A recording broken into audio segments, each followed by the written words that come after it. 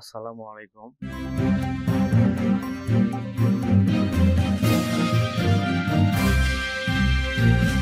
সুপ্রশিক্ষার্থী, আশা করছি তোমরা সবাই ভালো আছো। আজ আমি সপ্তম শ্রেণীর ইতিহাস ও সামাজিক বিজ্ঞান শিক্ষণ অভিজ্ঞতা ৮ প্রেক্ষাপটের পরিবর্তনে ব্যক্তির অবস্থান ও ভূমিকা এই শিক্ষণ অভিজ্ঞতার ৪ নম্বর পর্ব নিয়ে আলোচনা করব। সুপ্রশিক্ষার্থী, গত পর্বে আমরা এই ছকটি কীভাবে পূরণ করতে হবে এবং এই প্রশ্নগুলোর উত্তর কীভাবে লিখতে হবে সেটি নিয়ে আলোচনা করেছিলাম। আজ আমরা এখান থেকে শুরু করব। সময়ের সঙ্গে সঙ্গে মানুষের অবস্থান ও ভূমিকার বদল। খুশি আপা বললেন, আমরা তো গল্প দেখলাম বয়সের সঙ্গে সঙ্গে মানুষের অবস্থান বদলায়, আর অবস্থান বদলালে ভূমিকাও বদলায়।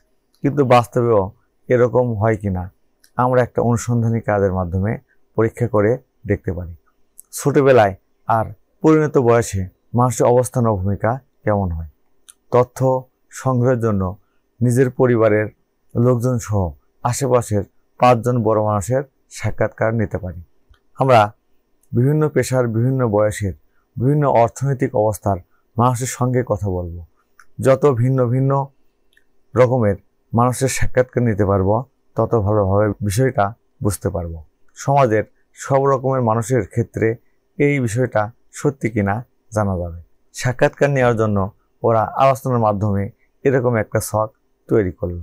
সাক্ষাৎকার নেওয়ার সময় আমরা তথ্যদাতা বা উত্তরদাতার কাছ থেকে অনুমতি নিয়ে নিব। প্রয়োজনে সাক্ষাৎকার নেওয়ার আগে প্রথম অধ্যায় যৌক্তিক সিদ্ধান্ত নেওয়া যায় কিভাবে, এই অধ্যায়ে দেওয়া অনুমতি নেওয়ার বিষয়গুলো পড়ে নিতে পারি। এখন দেখো, বিভিন্ন বয়সে আমার ভূমিকা। তোমরা এরকম ছকে ভিন্ন ভিন্ন পেশার ৫ জন মানুষের সাক্ষাৎকার নেবে। চলো, এই সাক্ষাৎকার কিভাবে নেবে তার একটি নমুনা আমি লিখে রেখেছি, সেটি আমরা আমাদের নোট থেকে দেখে নেব।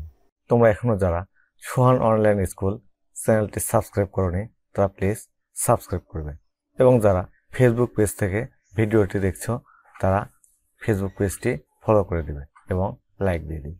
মনে করো প্রথম জনের নাম হাবিবুর রহমান, বয়স ৩৫ বছর, পেশা শিক্ষকতা, লিঙ্গ পুরুষ। স্কুলের পড়ার বয়সে আমি যা করতাম: গল্পের বই পড়তে ভালোবাসতাম, বিকালে পাড়ার বন্ধুদের সাথে ফুটবল খেলতাম, বড়শি দিয়ে ডোবায় মাছ ধরতাম। এখন আমি যা করি: স্কুলে পড়াই, বিকেলে পার্কে বেড়াতে যাই, কখনো কখনো পড়শিদের সাথে বসে দেশের হালচাল আলোচনা করি, ছাত্রদের ভালোভাবে চলার পরামর্শ দেয়। এটি হচ্ছে হাবিবুর রহমানের সাক্ষাৎকার। তারপর দ্বিতীয় ব্যক্তি আব্দুল করিম, বয়স ৪০ বছর, পেশা দর্জি, লিঙ্গ পুরুষ। ইনি বলছেন যে স্কুলে পড়ার বয়সে আমি যা করতাম: পাড়ার ছেলেদের সাথে ঘুরে ওড়াতাম, স্কুল ফাঁকি দিয়ে দল বেঁধে ফুটবল খেলা দেখতে যেতাম। এখন আমি যা করি: রাস্তার ধারে একটা দর্জির দোকান দিয়েছি, নিজেই সেলাই করি, মাঝে মাঝে গ্রাহকদের সাথে দেশ ও দশের ব্যাপারে আলোচনা করি। তৃতীয় ব্যক্তি জেমি আক্তার, বয়স ৩০ বছর, পেশা গার্মেন্টস কর্মী, লিঙ্গ নারী। স্কুলে পড়ার বয়সে আমি যা করতাম: সকালে উঠে একটু পড়ে নিতাম, ছোট ভাইয়ের সাথে খেলা করতাম, মাকে রান্নার কাজে সাহায্য করতাম, ঘরের জিনিসপত্র গুছিয়ে রাখতাম। এখন আমি যা করি: গার্মেন্টস কারখানায় সেলাইয়ের কাজ করি, অবসর সময়ে কর্মীদের সাথে সুখ দুঃখের গল্প করি, সন্ধ্যায় রান্নাবান্না করি। ৪ নাম্বার যার সাক্ষাৎকার নিয়েছে তার নাম মনে করো রতন, বয়স ৫০ বছর, মুদিখানার দোকানদার, লিঙ্গ পুরুষ। স্কুলে পড়ার বয়সে ইনি যা করতেন সেটি হচ্ছে সকালে মাকে রান্নার কাজে এটা ওটা দিয়ে সাহায্য করতাম, কিছু লাগলেই দৌড়ে মুদিখানার দোকান থেকে তা নিয়ে আসতাম, বন্ধুদের সাথে ক্রিকেট খেলা দেখতাম। এখন যা করি: সকাল সকাল দোকান খুলি, দোকানের ভিতর বাইরে ঝাড়পোছ করি, মাল এলোমেলো থাকলে সাজিয়ে রাখি। তারপর ৫ নম্বর জন হচ্ছে আব্দুল কুদ্দুস, বয়স ৫৩ বছর, পেশা মালি, লিঙ্গ পুরুষ। স্কুল পড়ার বয়সে আমি যা করতাম: খুব ভোরে ঘুম থেকে উঠতাম, বাড়ির লাগানো ফুল ফলের গাছে পানি দিতাম, পায়ে হেঁটে গ্রামের পাঠশালায় যেতাম। এখন যা করি: একজন ধনী লোকের ফুলের বাগানে মালির কাজ করি, নানা রকম ফুলের গাছ লাগাই, গাছের পরিচর্যা করি, বাড়ি ফেরার পথে বাজার করে নিয়ে যাই। সুপ্রিয় শিক্ষার্থী, তোমরা এইভাবে এই ছকে 5 জনের সাক্ষাৎকার নেবে। ওরা দল তৈরি করে অনুসন্ধান কাজটি করলো, তারপর বিভিন্ন মাধ্যম ব্যবহার করে ফলাফল উপস্থাপন করলো। চলো আমরা ওদের মতো অনুসন্ধান কাজটি করি। তোমরা এইভাবে অনুসন্ধান কাজটি করবে। তারপর উপস্থাপন শেষে ফ্রান্সিস বলল, আমরা যে ভেবেছিলাম বড় হলে খেলা দেখতে যেতে কারো অনুমতি লাগবে না, কত স্বাধীনতা, কিন্তু আসলেই বড়দের অবস্থানে যে ভূমিকা পালন করতে হয় তাতে দায়িত্বও বেশি থাকে। নীলা বলল, বাড়িতে, অফিসে, ক্লাবে, বাজারে, নানা জায়গায় আমাদের অনেকগুলো অবস্থানে বিভিন্ন ভূমিকা পালন করতে হয়। শিয়ান বলল, ছোটদের ক্ষেত্রেও সে কথা সত্যি।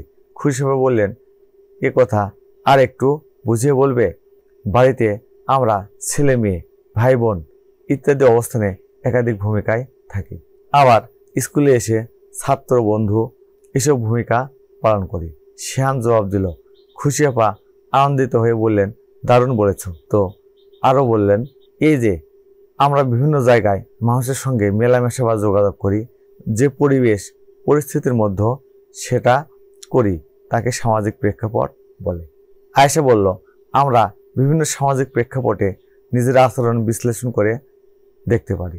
অবস্থান অনুযায়ী ভূমিকা কীরকম বদল হচ্ছে।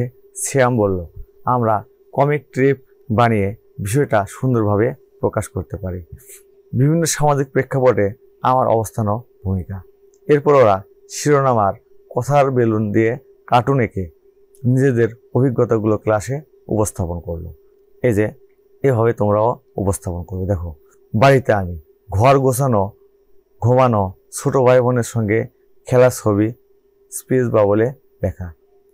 হাতিটা তখন বলল, এভাবে গল্প বলছে, ছোট বোনকে গল্প শোনে। তারপর হাত তুলে কথা বলা, বন্ধুদের সঙ্গে রঙিন কাগজ, পেন্সিল, রং, কাঁচি দিয়ে প্রজেক্ট ওয়ার্ক করার ছবি, স্পিচ বা বলে লেখা। কাঁকড়াটা কামড়ে দিবে তো, বন্ধুদের সঙ্গে কাজ করি। এভাবে তোমাদের খেলার মাঠে আমি, বন্ধুদের আড্ডায় আমি, এভাবে তোমাদের এই কয়টি ঘর পূরণ করতে হবে। চলো এটি কিভাবে পূরণ করবে তার নমুনা আমরা আমাদের নোট থেকে দেখে নেব। এই দুটো তো দেখা হলো বইয়ে। তারপর খেলার মাঠে আমি, এভাবে তোমরা ছবি আঁকবে। ফুটবল খেলা, তারপর বন্ধুদের আড্ডায় আমি, বন্ধুদের সঙ্গে আড্ডা দিই। এভাবে তোমরা ছবি এঁকে বাবলের ভিতর কিছু লিখে দিবে। তারপর বিনোদনে আমি, সিনেমা দেখি, প্রতিযোগিতায় আমি, পুরস্কার জিতি। এভাবে তোমরা বাবলের ভিতর কিছু লিখে দিবে। তারপর সহযোগিতায় আমি, বন্যার্তদের সাহায্যের জন্য কাজ করি, বস্ত্রদানে উৎসাহ প্রদান করি, অসহায়দের সাহায্য করি।